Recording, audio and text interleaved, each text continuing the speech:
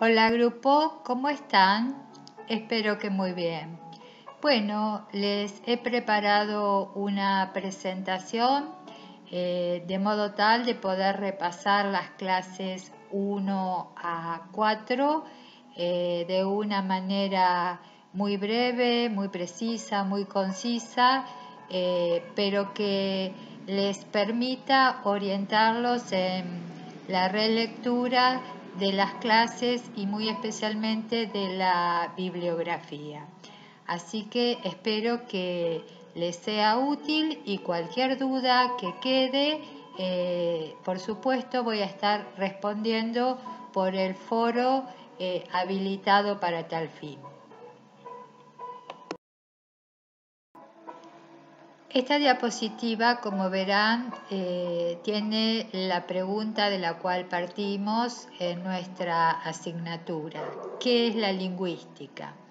Bueno, la lingüística, como ya les he comentado, es la ciencia que estudia los fenómenos del lenguaje desde sus orígenes, los cambios que han tenido a través del tiempo y muy especialmente el uso que los hablantes hacen de ella.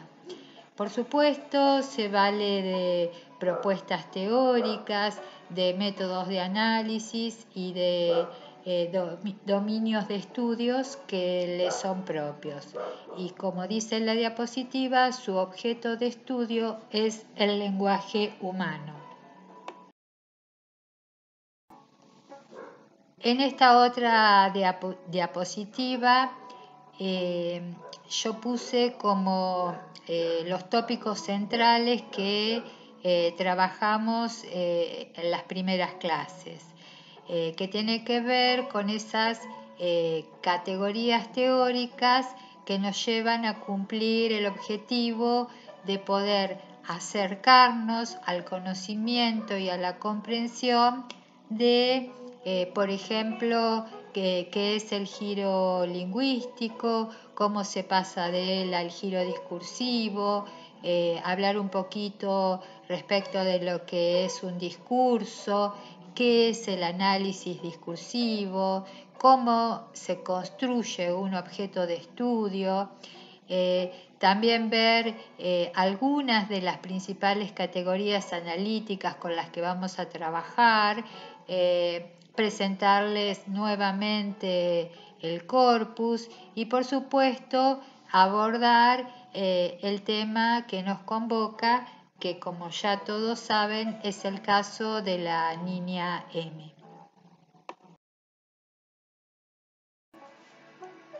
Aquí me resulta interesante comentarles que en los años 60 la única lingüística que había, que se conocía, era la que había propuesto Ferdinand de Saussure con su escuela estructuralista.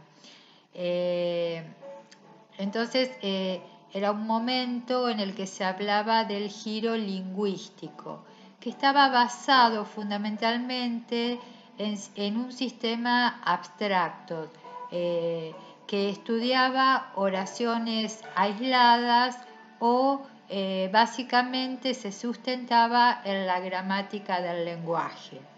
Pero luego hay un quiebre, una ruptura, es decir, hay un cambio de paradigma, donde hay un pase de este giro lingüístico al llamado giro discursivo, que se da alrededor de los años 70. ¿Qué significa esto del giro discursivo? Bueno, pues que se cambia el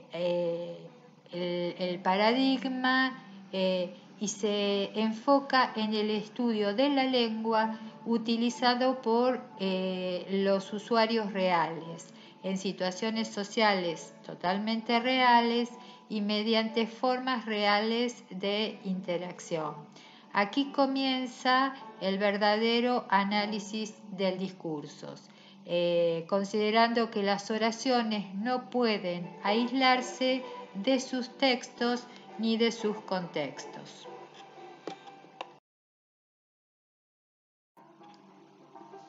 Más allá de lo que comparto en esta diapositiva como respuesta a lo que es un discurso, entendido como una práctica social, con fines, con metas y cuya materia prima es la lengua, quiero comentarles que fue Harris, un pensador estadounidense, quien en 1952 estudió las estructuras lingüísticas que traspasaron las fronteras de la frase.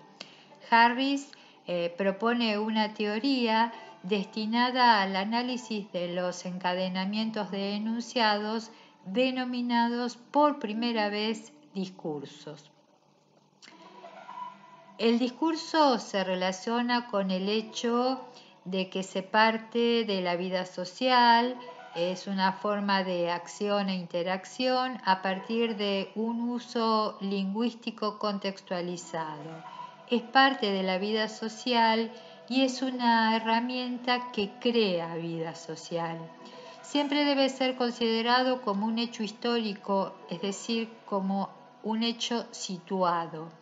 Implica una relación que a su vez establece interrelación con otros textos anteriores y las establecerá con textos posteriores. Tengan en cuenta que los textos no refieren solo a los escritos, sino también a los orales, que también se tendrán en cuenta los saberes previos que son necesarios para comprender el contenido de ese discurso, las elecciones que se eligieron para enunciar cada pieza discursiva y otros aspectos que iremos viendo un poquito más adelante.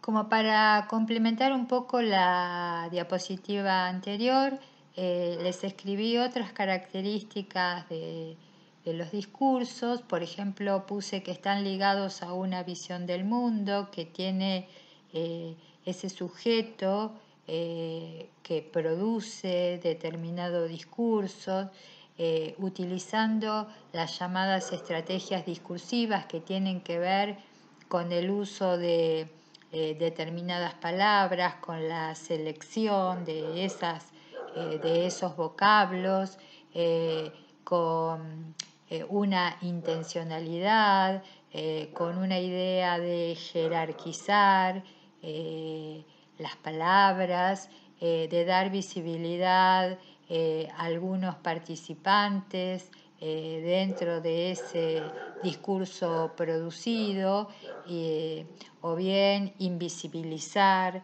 al resto, con lo cual el discurso es sumamente complejo, tiene un montón de características que le son propias y que uno puede tipificar conforme va leyendo distintos autores. Lo importante es saber que hay tantos discursos como personas, es decir, hay una enorme heterogeneidad.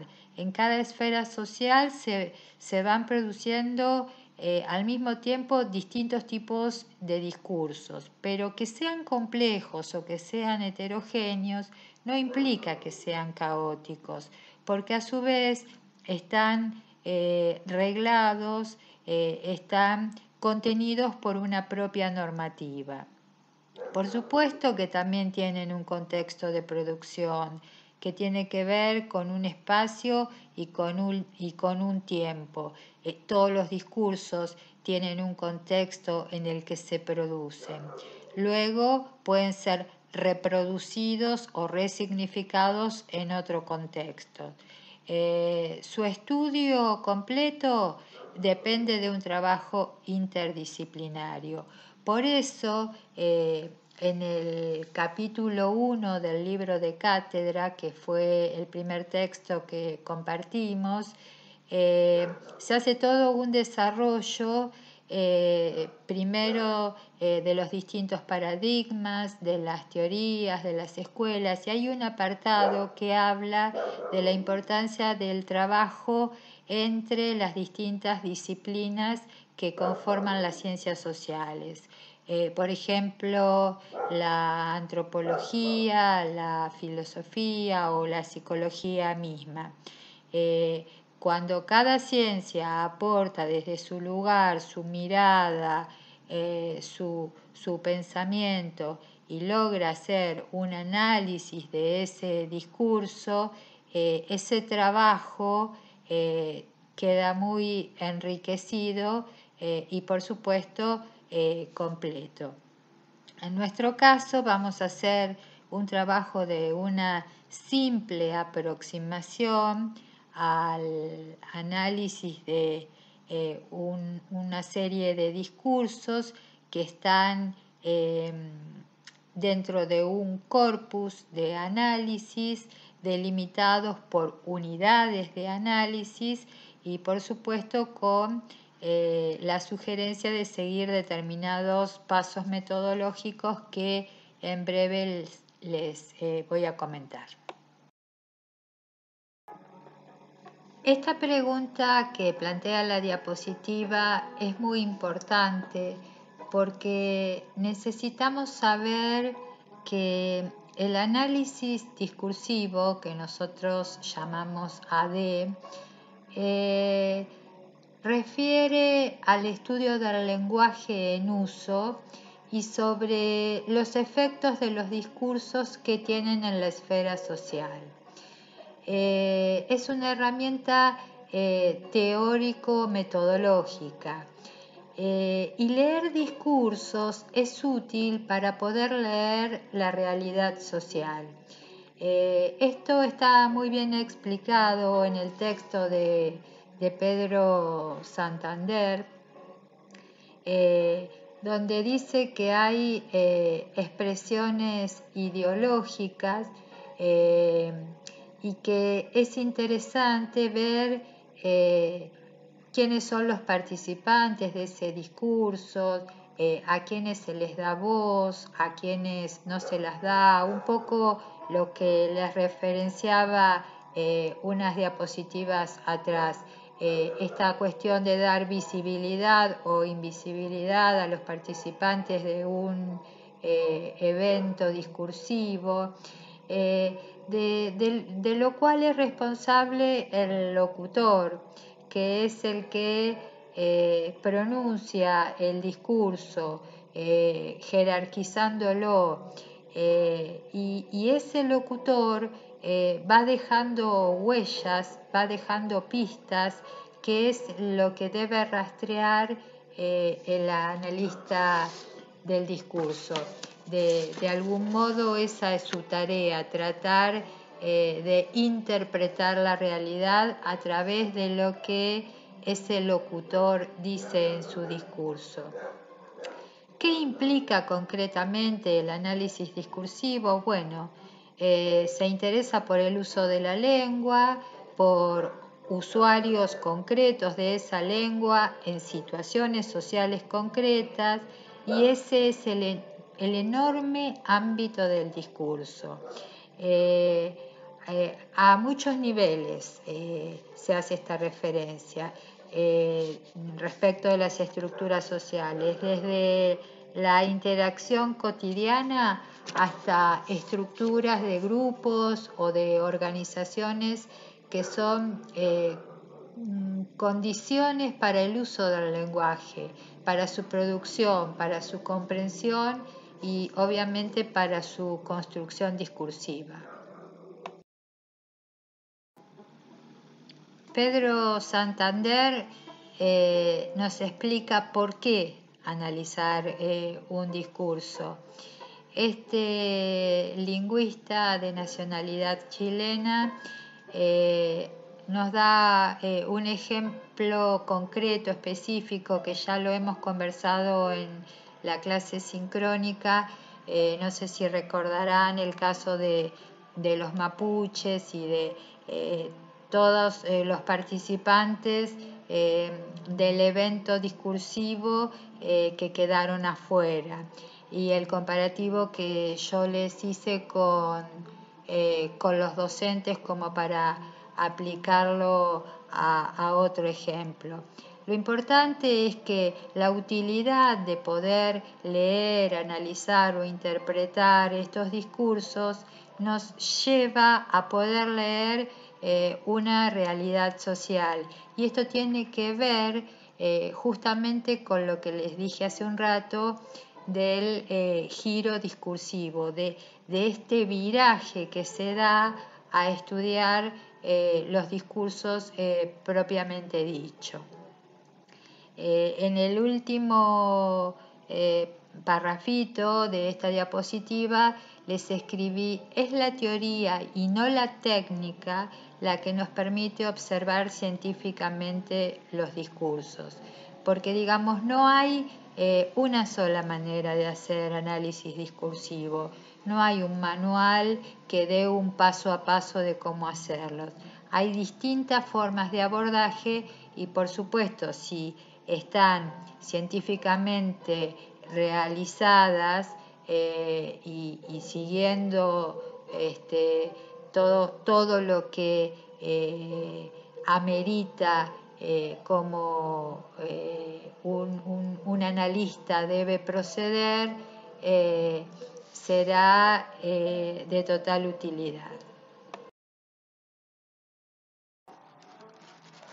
Bueno, continuando con lo propuesto por Santander, el autor que sugerimos como lectura obligatoria para la clase 2, yo planteé acá el concepto de opacidad, el de doble hermenéutica, el de análisis discursivo que acabo de comentar y el de los pasos del análisis del discurso. Respecto de la opacidad, Santander dice que el lenguaje no es transparente, que tampoco es ingenuo, que a veces distorsiona, muchas veces oculta y en ocasiones hay indicios sutiles, ligeros y hasta cínicos, dice el autor. Lo que se dice no es muchas veces lo que realmente se quiere decir. Santander nos advierte sobre esto. Quizás si uno hace una aseveración, pero lo hace utilizando la ironía, en realidad dice lo que no quiere decir. Es decir, no es transparente el lenguaje, por eso él dice que es opaco.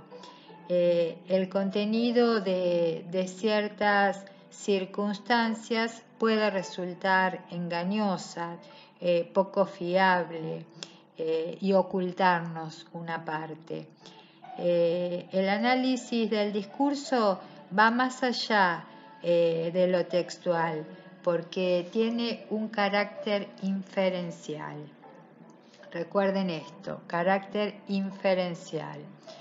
Respecto de la doble hermenéutica, quiero decirles que la hermenéutica es un método de interpretación de textos.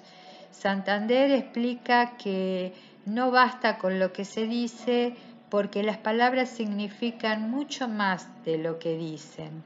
Muchas veces a través de las palabras podemos decir lo contrario. Cada palabra tiene su peso, su valor, pero también nos hace dar cuenta de las distorsiones que esas mismas palabras contienen a su propio interior. Sobre los pasos del análisis discursivo, Bueno, él dice que hay como dos maneras de las cuales se puede partir. Una es utilizando una hipótesis, es decir, la formulación de una aseveración, de una negación, de un preconcepto, de una cita, y luego aplicar todos los pasos del método científico hasta llegar a una conclusión que valide esa hipótesis, que la descarte o que la deje simplemente como interrogante no comprobado para que un posterior analista pueda seguir con la profundización de ese estudio de análisis discursivo. Pero por otro lado, también plantea que está la posibilidad de hacer un trabajo de corpus, que tiene que ver con una selección de discursos que obviamente tiene que estar recortada porque es imposible abarcar todos los discursos que tienen que ver con un mismo tema, que puede ir cambiándose, que el corpus no existe previo al analista, es el analista quien decide realizar esa selección, y el analista debe preguntarse qué busco analizar, qué quiero mostrar, debe descubrir qué categorías conceptuales aparecen, qué no se dice. Bueno, en esta línea debemos partir de preguntas analíticas, que son esas preguntas iniciales que como analistas nos hacemos. Por eso, en el corpus, dentro de la clase, hay una etiqueta que tiene una lupita que se llama corpus, y debajo está el archivo con el corpus ampliado donde está presentado toda la serie de discursos que yo seleccioné respecto del caso que nos convoca. Si todavía no lo vieron, los invito a que lo hagan. Aquí les dejo una serie de preguntas que debe hacerse todo analista del discurso, como para que vayan interiorizándose respecto de lo que van a tener que ver en los discursos seleccionados para el corpus. Los invito a que las lean.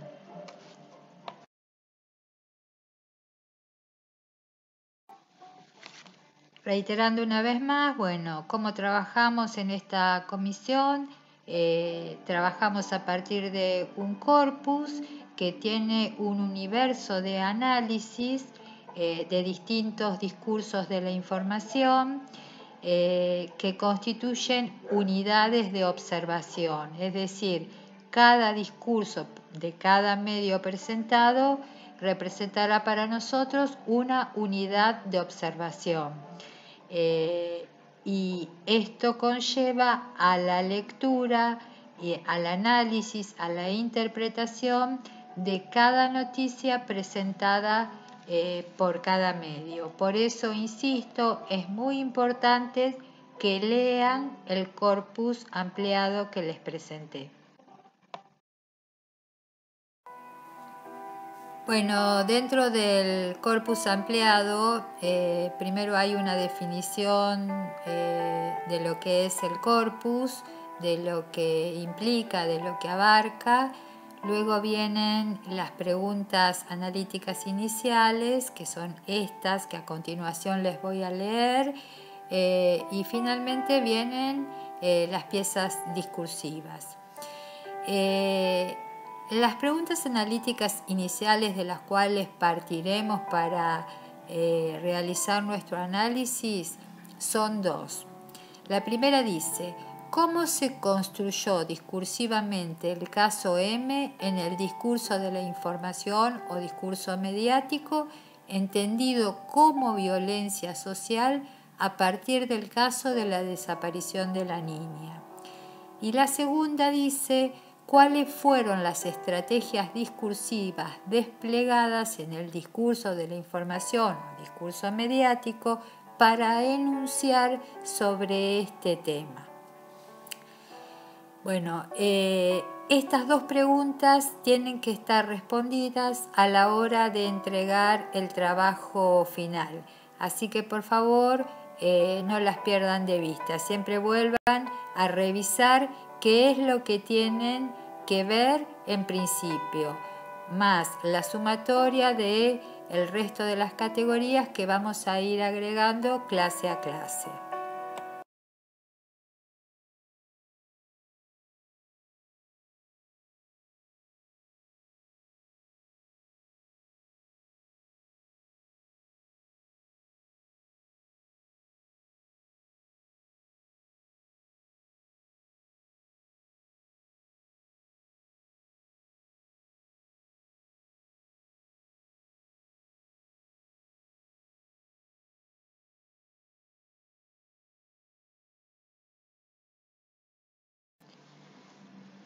Bueno, como les adelanté el primer día de encuentro sincrónico, el eje vertebral de nuestro enfoque tiene que ver con un tipo de violencia, un tema específico. Cada comisión aborda uno diferente. En nuestro caso, vamos a trabajar con la niña M. Ahora bien, también les dije que van a ver en algunos discursos de la información que se la llama por su nombre Maya Yael Veloso.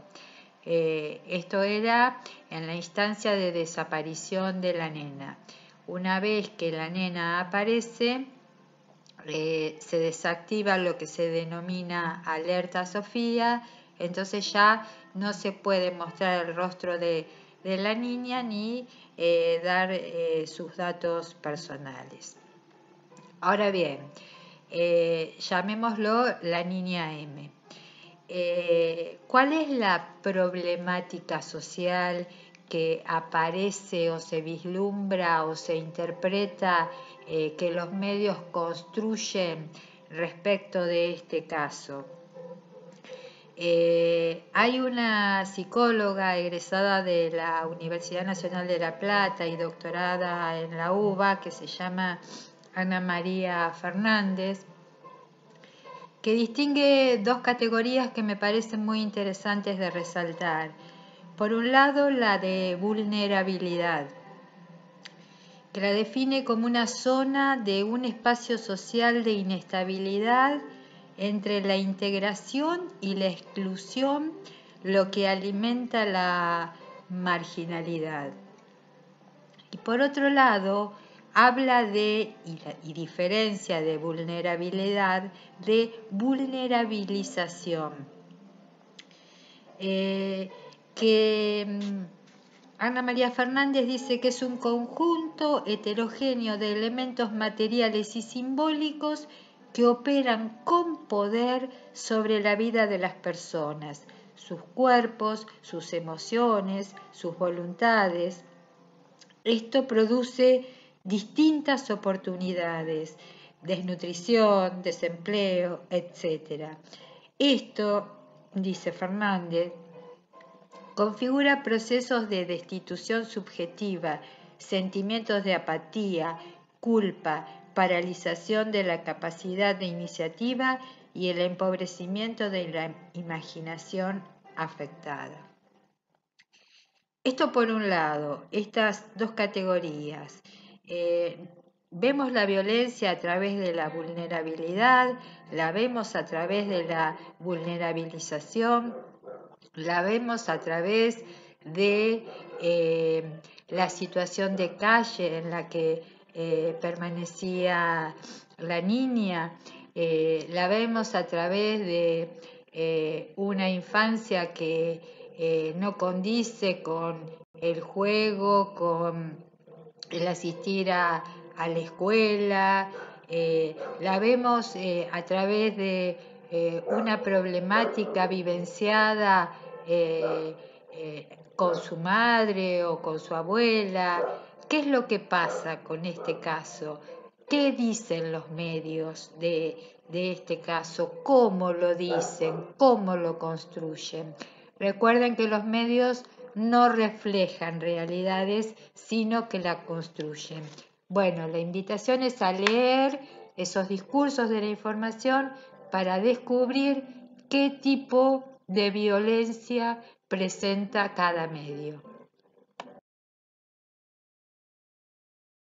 Incorporé esta diapositiva de modo tal de poder entender esta frase de Angenot de la organización de lo decible, lo narrable o lo pensable respecto de cuál es el ámbito de circulación de los discursos. Ustedes piensen que los discursos se producen todo el tiempo en distintas esferas sociales, en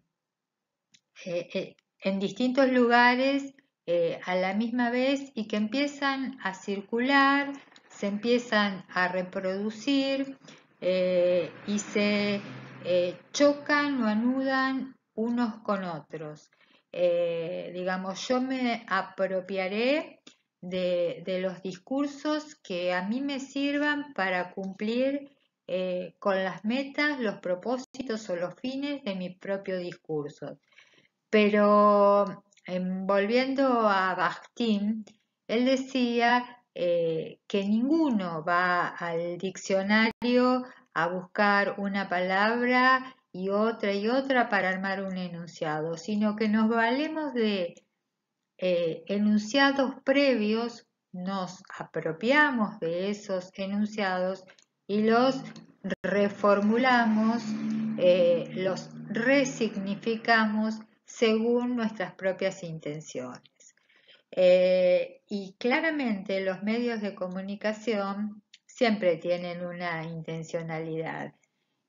Primero, porque son empresas que tienen propósitos muy definidos.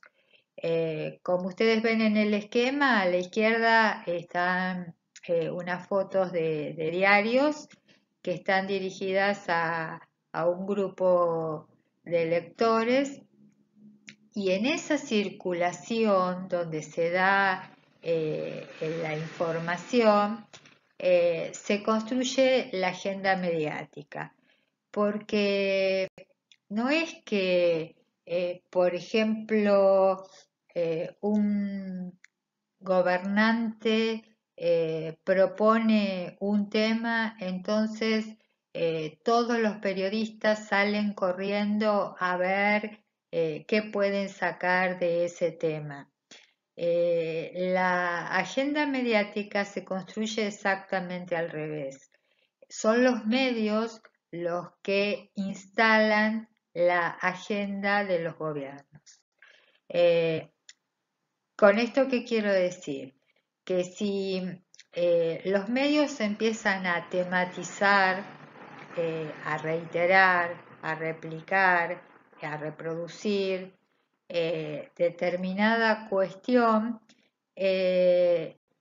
los gobernantes, los dirigentes, se ven obligados a salir a dar respuestas sobre esa problemática que está planteada por un día, por dos, por tres o por 10 en la tapa de la mayoría de los diarios.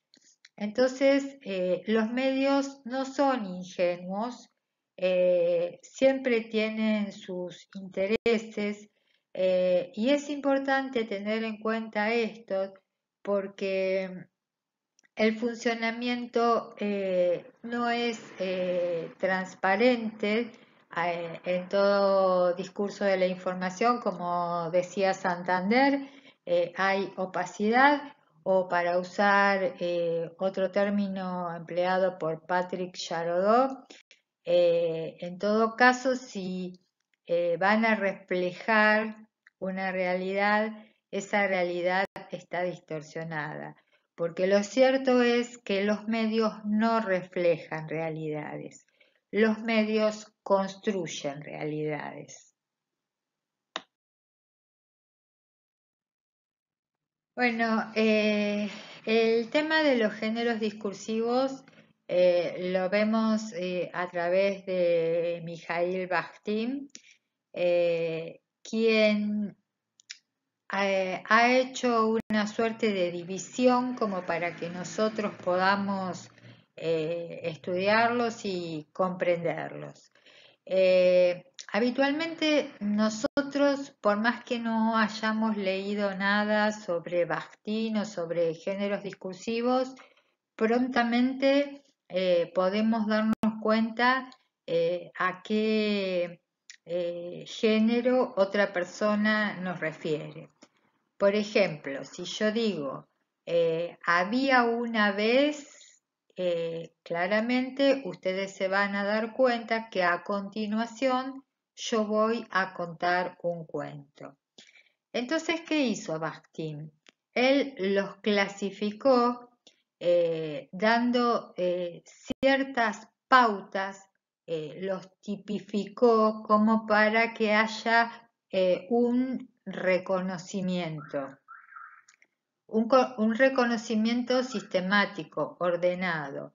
Entonces, en principio, los dividió en dos grandes grupos, en géneros primarios o simples y en géneros secundarios o complejos. Los primarios o simples tienen que ver con la conversación, con esa conversación que es natural, que es espontánea. Por ejemplo, si en la parada de un colectivo una persona le pregunta a otra, ¿hace mucho que esperás? Sí, bastante, 20 minutos. Uy, dice la otra persona, espero que el colectivo venga pronto porque se está por largar a llover. La verdad que sí, qué tiempo loco. Y así empieza toda una conversación que surge de la espontaneidad, que surge de la naturalidad. Puede darse en una cena familiar, en un grupo entre amigos, etc. De estos géneros primarios que contienen la conversación, devienen los géneros más complejos, que son los que Bakhtin denomina secundarios. Y acá él los divide en literarios, en académicos científicos, en jurídicos y en periodísticos.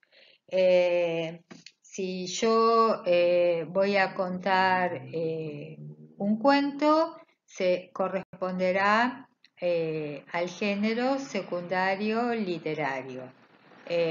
Si yo voy a presentar una ponencia en un congreso, tendrá que ver más con el género secundario académico o científico si voy a exponer respecto de algún descubrimiento.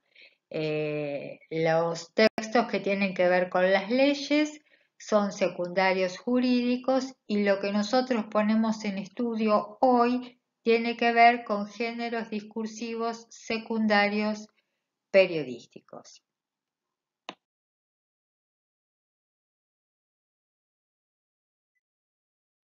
Bakhtin también hace un reconocimiento de lo que es el enunciado, dice que es la unidad mínima de comunicación discursiva y aclara que el discurso solo puede existir en la realidad tan solo en forma de enunciados concretos pertenecientes a los hablantes o sujetos del discurso. Eso es un poco lo que les explicaba hoy, que digamos, ninguno inventa palabras porque ya está todo dicho, pero sí resignifica y reproduce. Yo puedo traer ahora, en este momento, en este aquí, una cita, por ejemplo, de Aristóteles. Bueno.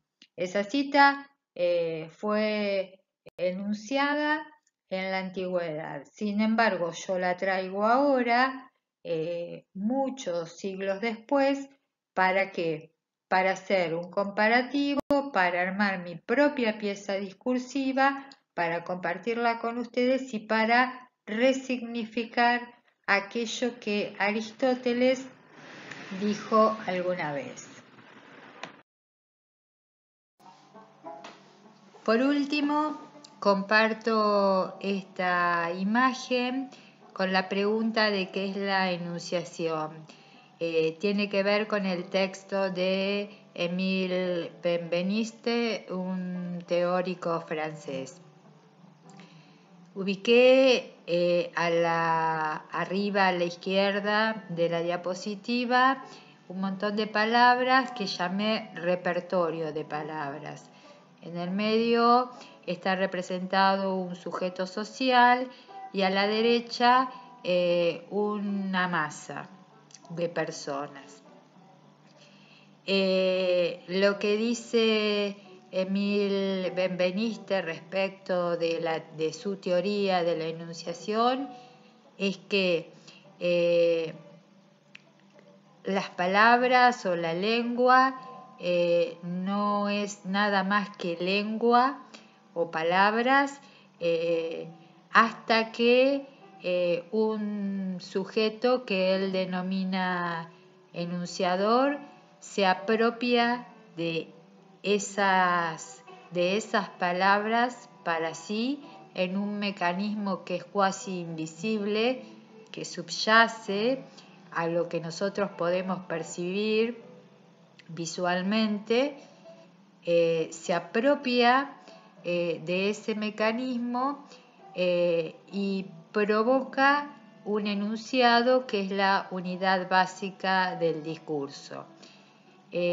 Siempre el discurso de ese enunciador que se establece como un yo